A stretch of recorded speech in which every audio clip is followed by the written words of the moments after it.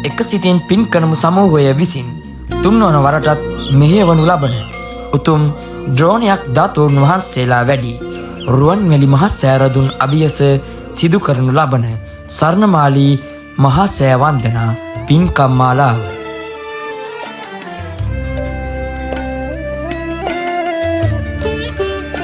2026 වූ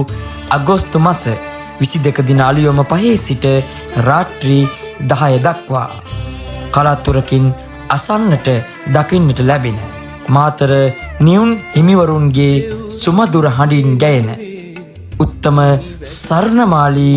මහා සෑ වරුණ ධර්මදේශනාව තුමයි දාරුසේනෙහි පුපුදන නියාය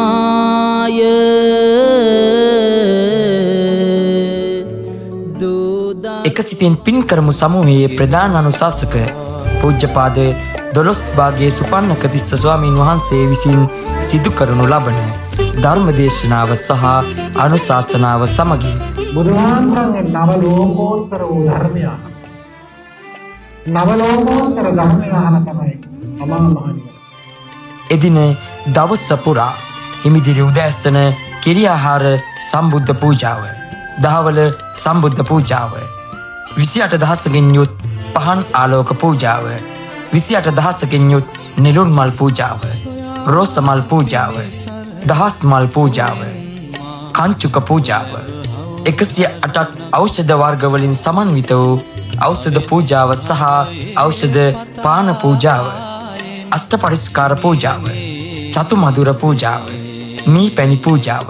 සුවඳ දුම් පූජාව, බුදු පිළිම වහන්සේලා පූජාව, මිරිවැඩි සංගල පූජාව, මුතුකුඩ පූජාව ඇතුළුව මේ උතුම් වූ පින්කමට සමගාමීව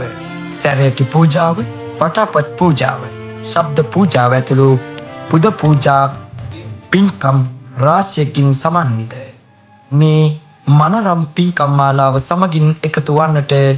පින් කැමැති සැමට ආරාධනා. සංවිධානය එක සිතින් පින් කරමු සමූහය. නිලමාධ්‍ය අනුග්‍රහය Next Level Video Team.